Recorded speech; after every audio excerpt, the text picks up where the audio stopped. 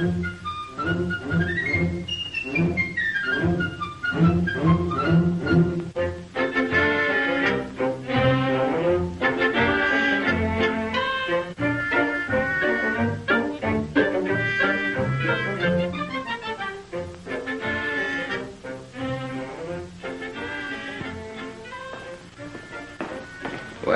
good morning, young man.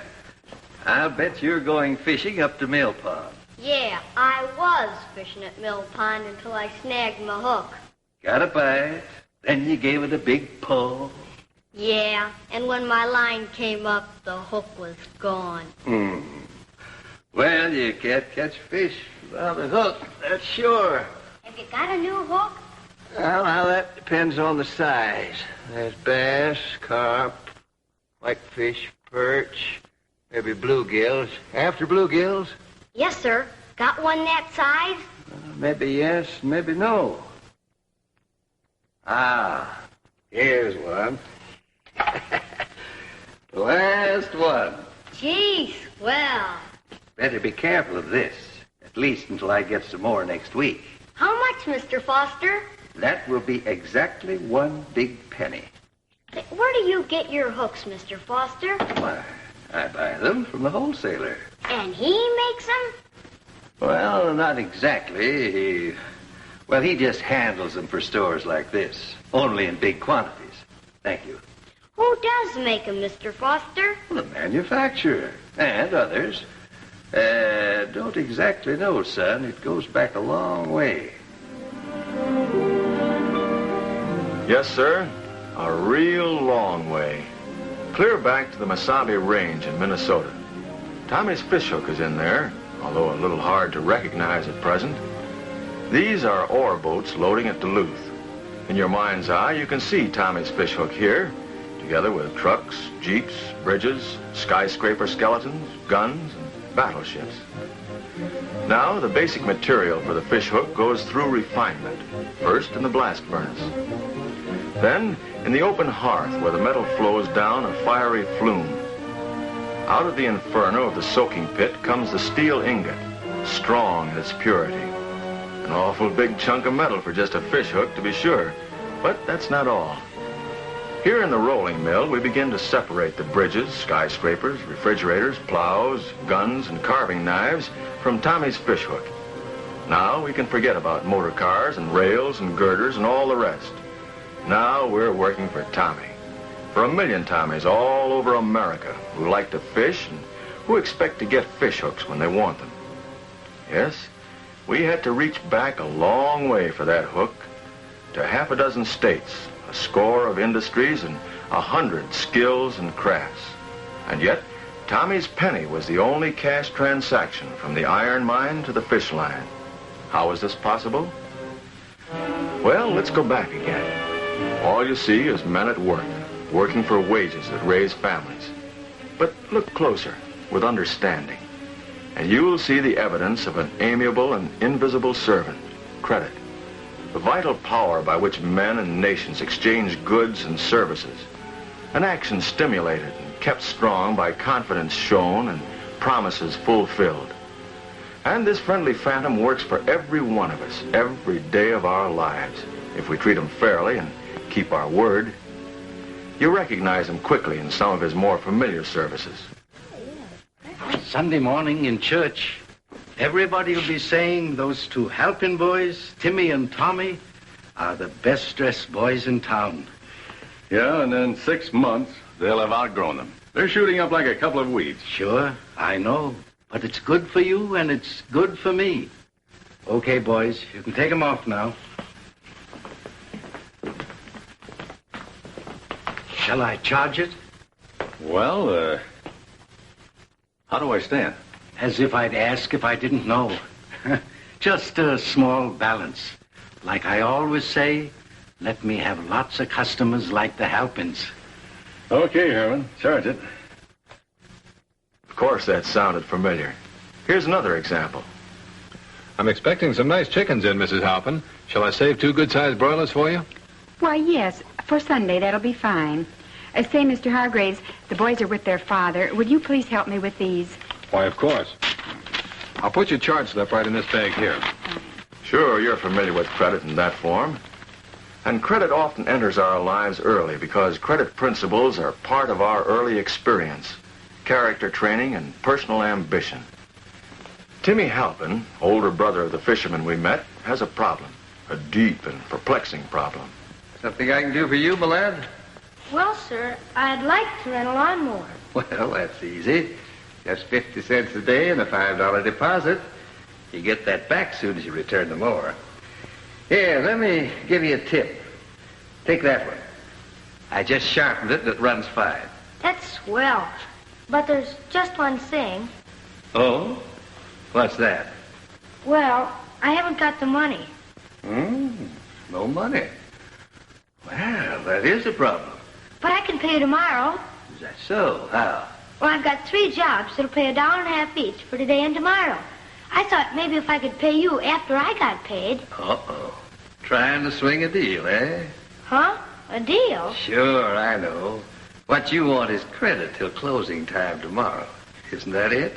I guess so. Anyway, Mr. Foster, I'll pay you. Honestly, I will. What about the deposit?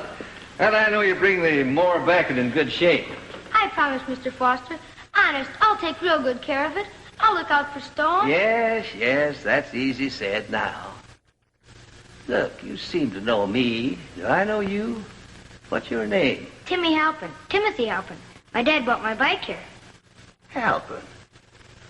Your father is chief clerk in the quarry? Yes, sir, that's right.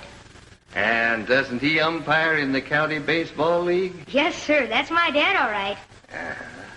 I know him. But there's just one thing more. Gee, what?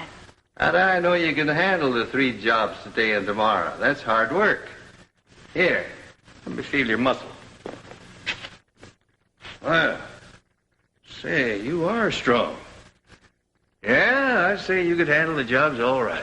Then it's a deal, is it, Mr. Foster? I'll be careful and oil the mower after each job, and I'll be back and pay you before closing time tomorrow night. Okay, son, you're in business. I'll live up to my contract, and I expect you to do the same. Gee, thanks. Now, of course, Timmy is just a lad easing the family budget. But the principles involved in that contract are just as real, just as binding, and just as beneficial to both parties as if it were big business involving thousands of dollars. Certainly, it is a credit obligation assumed with all seriousness by Timmy, and a credit risk accepted with full consideration of the facts by Mr. Foster. But credit isn't a one-way street. Those who give also receive. Well, let's see now. You want to cut your note down to $500 and renew the balance for 90 days. That's right, Mr. Haskins. Is that the best you can do now, Foster? Well, matter of fact, it isn't. But this is one of my heaviest buying periods. And, 2, I still owe the doctor a few dollars I'd like to clean up. Oh, yes. How is Mrs. Foster? It was a mighty close call, but she's been making real progress. I'm very glad to hear it. Well, the $500 is okay for renewal, of course. Thank you. I'll try to clean it all up before the year's over. Even sooner. Now, just a moment. Not so fast, Foster. We've got to keep our money working, or I don't get paid. Cash in our vault doesn't earn anybody a living. It's the money on the job, away from the bank, that makes a profit. For us and for you, too. Yeah, you mean money on loan. That's right. Money at work to earn money. Dollars that can be lost or squandered only through poor judgment. Credit is as old as man's confidence in man. Down through the ages, it has offered its services to buyer and seller alike. In our own America, credit was a vital power in building prosperity, even before there was a convenient and stabilized monetary exchange.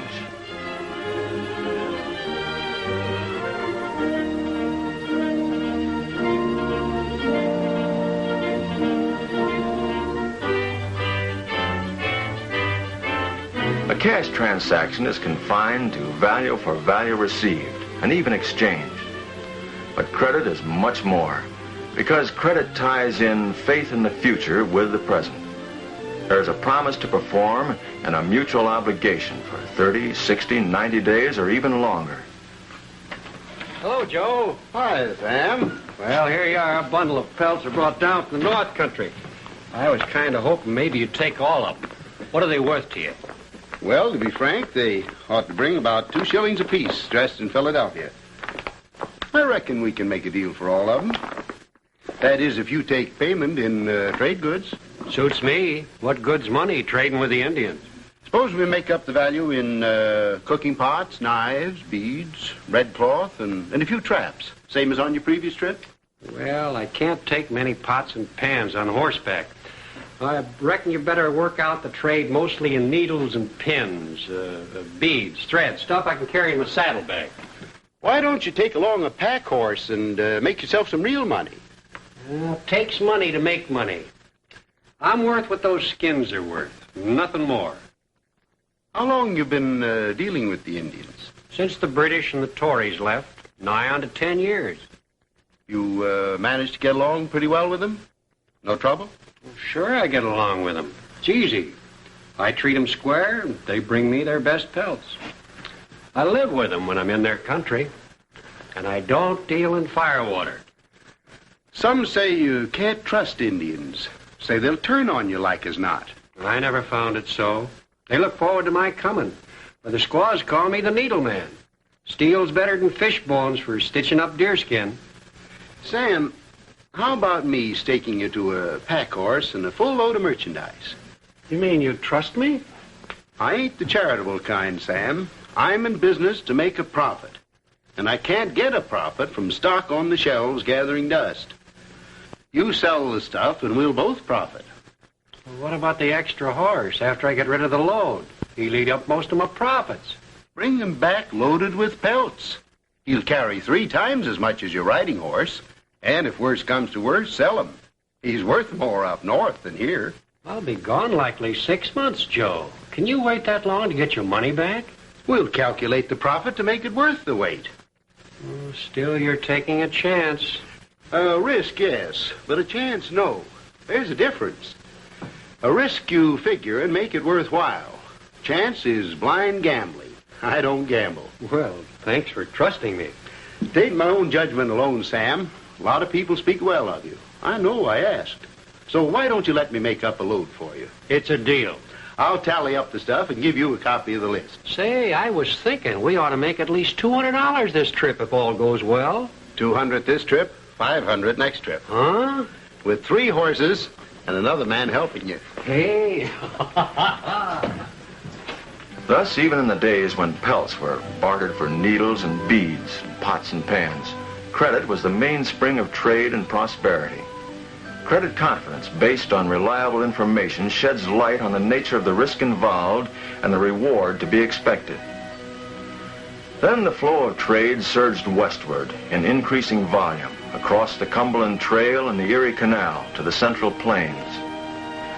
Men and families sought new frontiers, new homes in the rich farmland bordered by the Great Lakes, the Ohio, and the Mississippi. Meeting the needs of these pioneers, hundreds or even 1,000 miles away, offered new trade opportunities and at the same time posed grave problems. In 1837, the sudden demand by President Jackson for cash payments for the purchase of government lands caused a money shortage which led to an eventual paralysis of business. Firms were unable to collect their inland accounts, and many were forced to ask extensions from their creditors. Among them was Tappan and Company, large wholesale and retail dealers in dry goods located in New York. In 1841 in New York City, a group of the country's most prominent merchants gathered to face the situation. The need was plain. There must be some means of obtaining dependable credit information as the basis on which to build trading confidence. But how?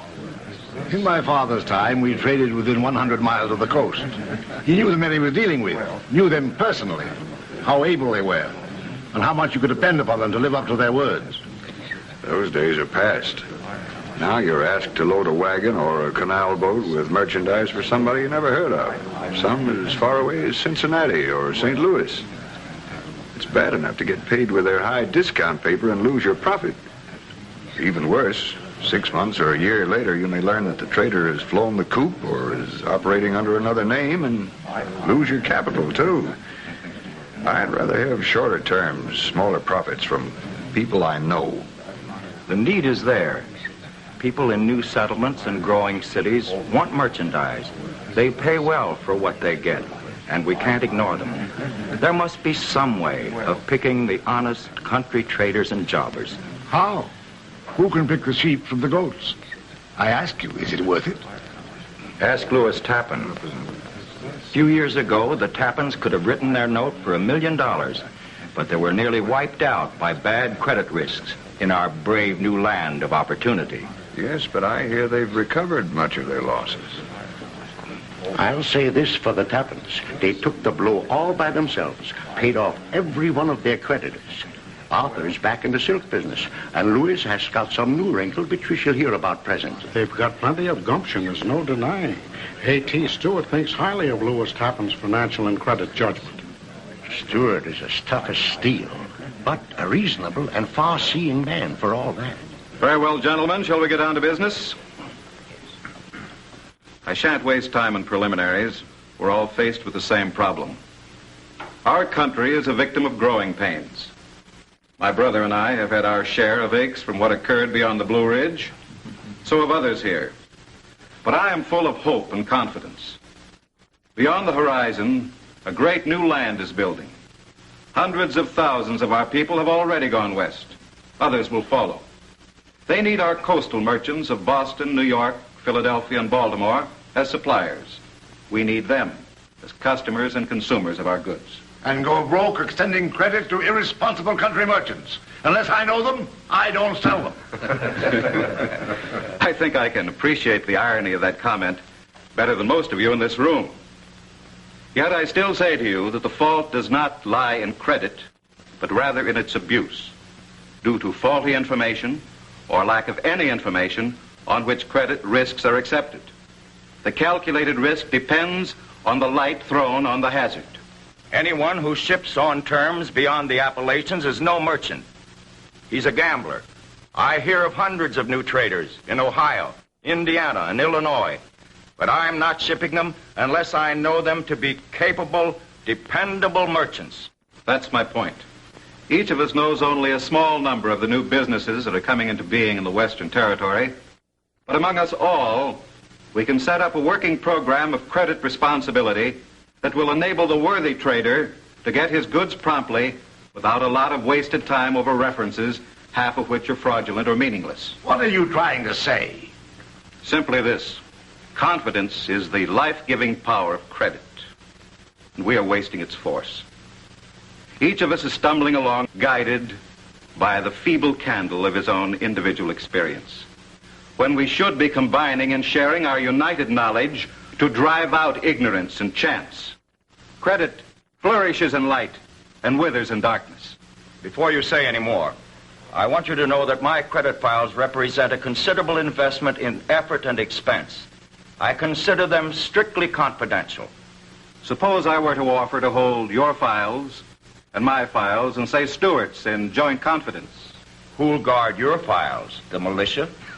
One moment, gentlemen. What we need here is confidence in each other, not suspicion. My customers would resent prying into their affairs, Tappan.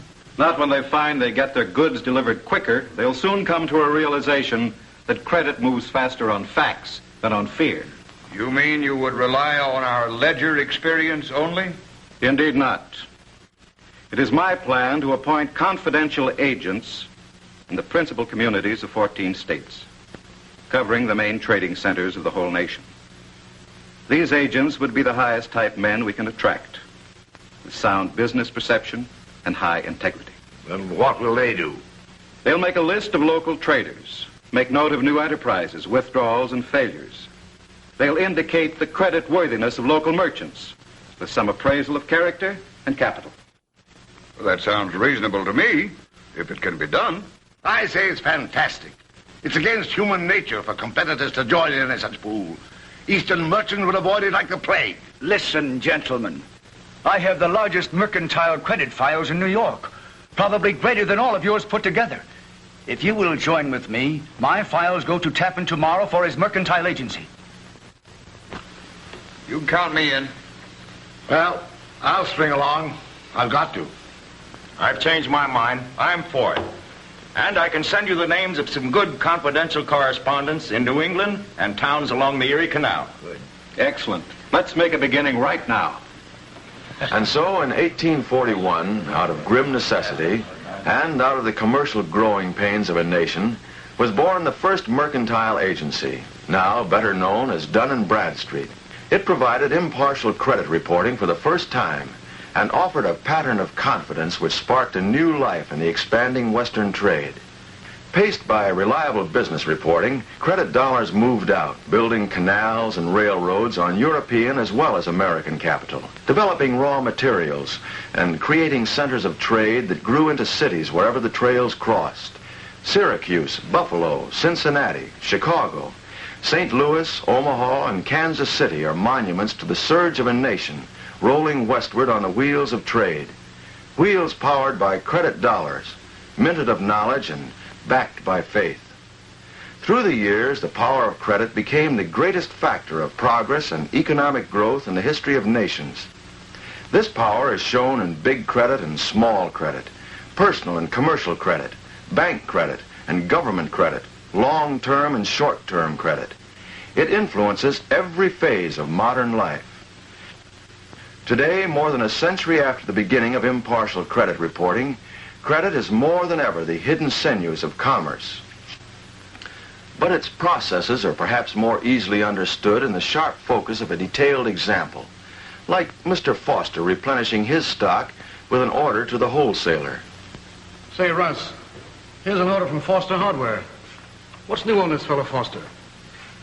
Pretty slow earlier this year, wasn't he? That's right, Mr. Ferguson. But Hanlon says he's making headway now. I seem to remember there was reason to watch him pretty carefully. Here we are.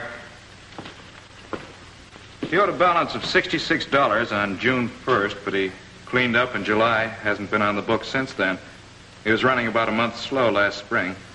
Hasn't ordered in 2 months. How long have we had the account? Oh, as long as I've been here and before. Hanlon's called on Foster at least 10 years and likes him. I see. Well, this is for $192. Better draw a Dun & Brad report on him. Okay. Just as simple as that. A mere matter of routine. But to furnish the credit manager with authentic credit information, confidentially, quickly, and surely, is something else. Not long afterward, Mr. Foster has a caller. In fact, he's had similar callers ever since he's been in business. Their faces may change from time to time, but the mission is always the same. Let's look in on part of this interview. Morning, young fellow. What can I do for you? Morning, Mr. Foster. I'm from Dun & Bradstreet. Oh, sure. I didn't recognize you. Glad to see you. Well, how are things coming? Well, a little better than last year, thank goodness. Wife's up and around now. Oh, well, that's good news. She had quite a siege of it, didn't she? Yes. Turns out to be a more serious operation than we'd thought. And expensive. They usually are, but necessary. Sure, they're necessary. But luxury, too, and the business has to pay the bill. Oh, I guess it cut into your working capital, didn't it? Yeah, I'm afraid I've been a little slow, but I'm caught up now. Been current since August. Don't like to share my troubles with my suppliers. I can see your point. Say, I noticed a slight change in the business name, Mr. Foster. That's right. Took Bob into the business on September 30th, and from now on, we'll be buying under the new name. You planning to retire? Not yet a while. Oh, wife and I may take a couple of short trips, kind of get her perked up. I see. Will your son Bob be drawing a straight salary? A little, $40 a week, same as my clerk, Dave Morgan. I figure I'll have to do at least $10,000 to $12,000 a year more volume to carry the load, but Bob's grown up in this store. Worked around here after school and during summer vacation since he was a kid. He sure knows the business. What's more, he has some pretty good ideas. People around here know Bob and like him. And besides, he has good contacts with the local builders. Mr. Foster, what courses did Bob take in college? I always claimed he was majoring in muscle, won 3 varsity letters. Actually, though, he worked pretty hard. Business administration, merchandising and all. And he got good marks. Oh, he'll do all right. He's handy and he's got a knack for tools. Sounds like you'll do all right. Incidentally, Mr. Foster, is your building all free and clear now? No, we still owe the $2,000, same as last year. You making any alterations or repairs? Not till I clean up that $500 balance on the bank loan. Bob and Dave are at me to modernize the front, put in steel shelving in the paint mixer and pipe cutting department. Well, they'll come in due time, but I mean to pay for repairs and fixtures out of savings, not working capital. Sounds like good sense. Say, Mr. Foster, do you happen to have a recent financial statement to show how you stand now? Glad you reminded me. The accountant fixed one up last week. I've been tempted to mail it in, but I guess I forgot it. But one thing's sure. Dun & Bradstreet won't let a fella forget. Not for long. It is pretty important, isn't it? Sure, I know. Nice to have ready cash in the till, but it's a whole lot better to have credit with your wholesaler. Believe me, I've found that out many times. Say, you've done all right. Thanks. Nice profit, and you've kept it all in the business. By the way, how are your receivables? All current? Well, I hope so. And so the living story of a business, its prospects and its problems, become the basis of a commercial report, interpreting the daily events in that commercial enterprise into terms of credit information. Additional money was required. 2 years ago, Foster borrowed $3,000 from the bank, period, paragraph.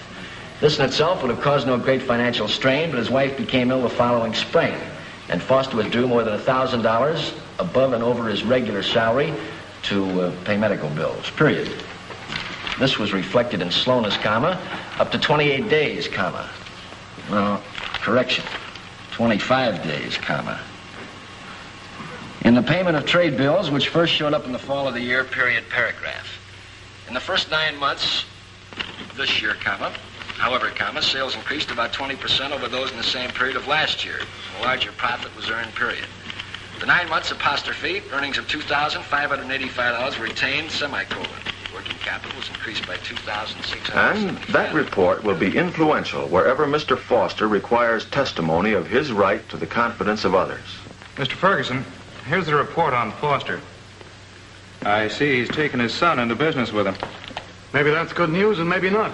How's Foster making out? Looks like he's making a fast comeback. The bank loan's been cut to $500. Sales up 20% this year. Good profit, all retained in the business. They've been current with suppliers ever since August. Looks like they have their heads above water again. Where's that Foster order? I have it right here. I guess Hanlon was right about Foster. The old man's got the stuff for an uphill battle. Just hope his son is made of the same metal. And the story of Foster's hardware store is repeated with infinite variations, thousands of times a day all over the United States, because customers demand everything from fish hooks to refrigerators, from pins to pianos. Needs that must be served by retailer, jobber, wholesaler, and manufacturer, ranging in price from a penny to thousands of dollars. Needs that credit must serve. Some concerns grow large and prosper. Some stay small and prosper. But all render important and necessary services to the 150 million people in the United States. Just as there is a relationship between power and light, there is an affinity between the power of credit and the light of reliable facts. The light of confidence which credit investigation provides, signaling the transfer of credit power promptly and in good faith. Statistics, ratios, and discounts are important to the credit investigator, but even more important is the human equation. The daily round of the credit reporter is as long and varied as American business itself. He talks to them all, on Main Street from coast to coast in 53,000 communities. Then he checks and verifies every item of information to make his report accurate and complete.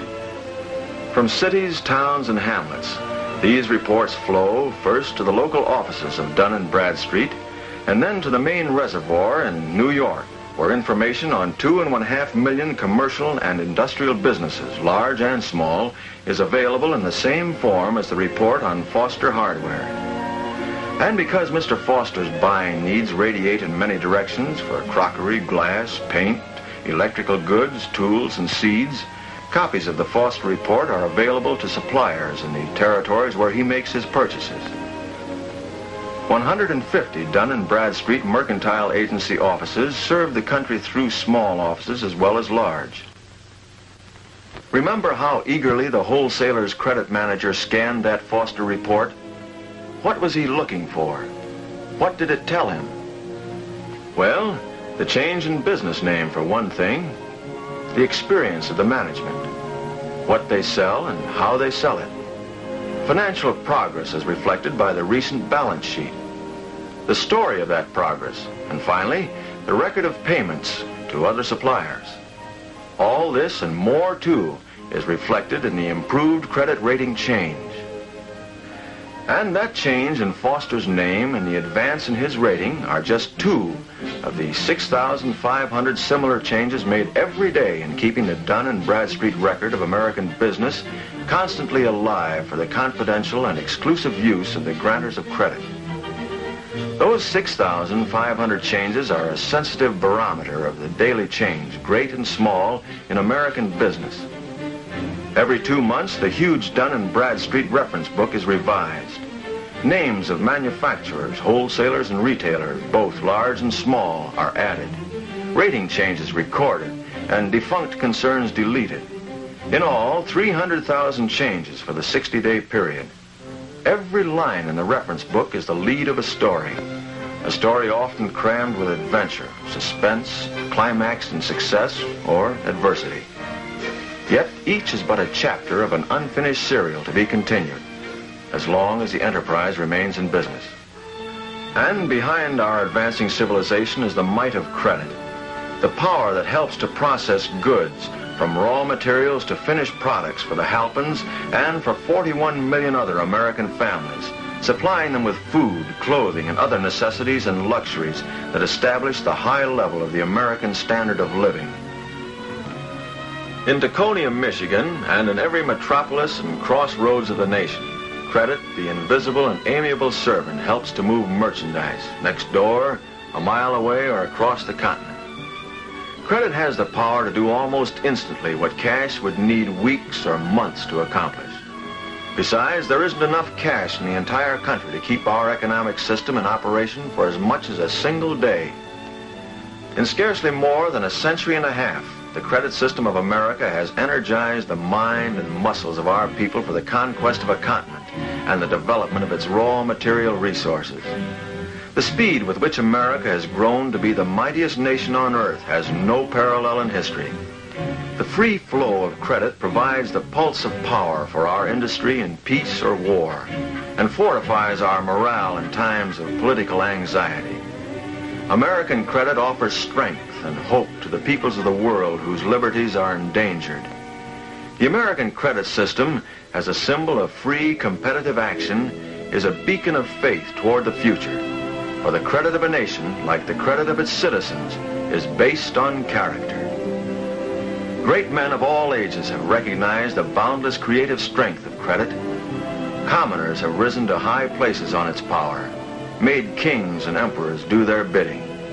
Over a century ago, Daniel Webster said, "Commercial credit is the creation of modern times and belongs in its highest perfection only to the most enlightened and best governed nations. Credit is the vital air of the system of modern commerce. It has done more, 1,000 times more, to enrich nations than all the mines in the world.